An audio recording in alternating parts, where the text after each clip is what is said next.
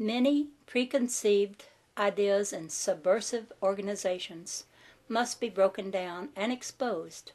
We must not allow ourselves to be hampered further by any question of precedence or tradition, but rather free ourselves from the outworn traditions and habits of thought, and establish a new method, a new approach to life. True liberty can only come from the understanding of divine truth, which means a knowledge of the oneness of God. There will be those of my readers who will ask, what are the names of these peoples from other planets? During my early mental telepathy contacts, I too questioned, could you please give me your name so I may identify you? This was the reply. The names would be many. They are not necessary. Names, as your people of Earth use them, are meaningless and but personality. You will know when a change in contact is made. You will feel the difference and identify us individually by that feeling, consciousness.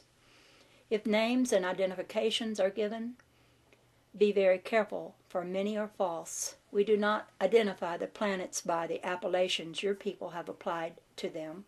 We know them by orbits. All planets are working together as one with the Creator. Our brothers and sisters always, at all times, utilize the greatest of decorum, suitable to time, place, occasion, and action.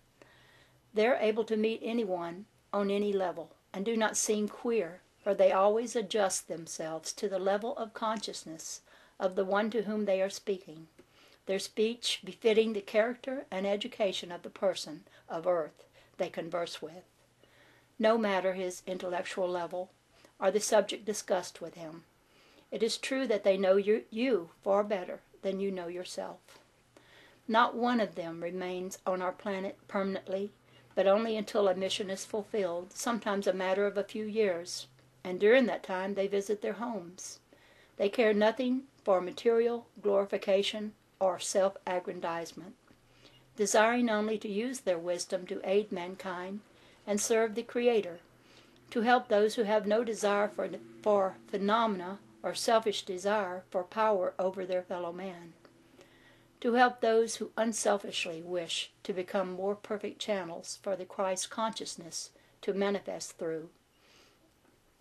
If an Earth man were transported to a neighboring planet for a visit, in some instances he would need to be acclimatized before reaching his destination, as there is some difference between the atmosphere of Earth and that of other planets, though not great. This acclimation would be accomplished en route aboard ship, and he would then feel no perceptible difference in the atmosphere upon his arrival. In most cases, a native of Earth would be unable to withstand the high spiritual vibration of the people there, or the high planetary frequency, but for a matter of hours, according to the vibrations of the finite plane on which he functions. That is, the higher he is spiritually, the more inured he would be. However, to my knowledge, it is not possible for an earthling to live on another planet of higher evolution except under certain conditions, having undergone previous necessary preparations. He would have to be approaching his first degree of illumination, if he has not already become illuminated, or at least have attained to that state of consciousness wherein he is sincerely striving for spiritual development, and studying his spiritual nature as well as material, and applying and putting into operation the knowledge he is gaining. When all planets have been brought into their original harmony of movement, man will establish free movement from Earth to other worlds.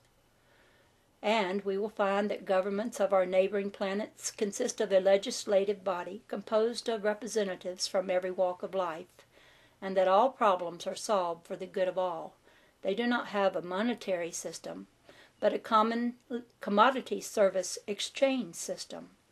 They recognize their planet as belonging to the Creator and share its bountiful supply equally as one large family. Through their knowledge and use of the laws of nature, they have harnessed forces and utilized them in ways that they do not have to spend long hours at work to supply their needs as we of Earth do. Therefore, they have ample time for unfolding their abilities, for constructive study, travel, and recreation.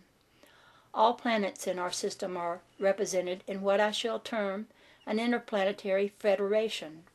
However, the planet Earth is the only one not openly and willingly participating. It is the sincere hope of our brothers to bring us into association with the solar family through knowledge. To me, it is almost as an impossibility to surmise the age of any of these joyous, loving people I have met. As we know them, they are very young-looking, having that wonderful bloom of youth, yet being much older than they appear, and rich in wisdom.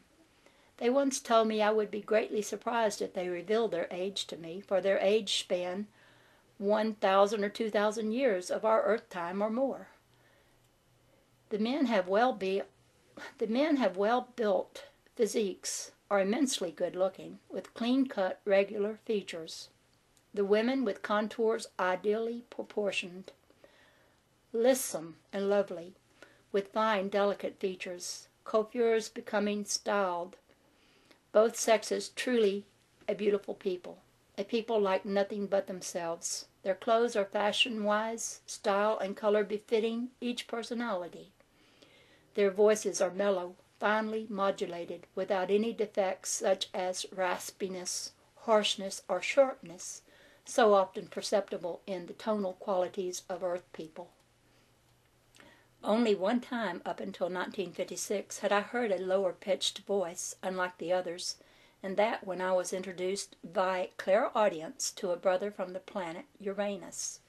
He acknowledged, "I am very pleased to meet you. We hope we can contact more people like you on your planet. It would be of great benefit to all." He was aboard a huge carrier ship with over 500 guests from various other planets. At this time I spoke with 3 others besides this brother of Uranus. No doubt to ease my disappointment they owed, "It would be nice if you were here too, but it is not time for you yet. You should not be impatient." And as I have already related, my patience and faith and my efforts to become worthy have been amply rewarded. Since I was first elevated aloft 270,000 feet, I have been hurtled at tremendous speed thousands of miles into the far reaches of space to board the gigantic cigar-shaped carriers, to return refreshed and infused with life in spite of the long hours without sleep. My first trip into outer space took place in March 1956. I left the Earth with 2 brothers on a small scout ship about 40 feet in diameter. We traveled an hour and 15 minutes before arriving aboard a mothership, the like of which never approaches too closely to this quarantine prison world. Some of you may think of these trips as pleasure trips, but I affirm that though to me it is the greatest pleasure of my life to be with these dear friends, and privileged to travel in their celestial craft, to be present at a conference or council meeting, and to hearken to the wisdom of a master. Never are these trips what we of earth may consider as pleasure trips, but each a momentous event, always of the gravest import, that having the courage and desire to bring in the best way I can the truth to those of earth who are ready for the truth, assisting those in darkness to see the light, if only a tiny flicker, that they may take one step forward. It is adding to the positive growth and harmony of the whole and the fulfillment of the Creator's great cosmic plan. God's law of cause and effect operates inexorably to the end that all of the jealousies, hatreds, littleness, and pettiness of humanity will be distilled and transmuted into divine harmony and the Christ consciousness of God. In reality, there is no such thing as a so-called master, one who has become one with the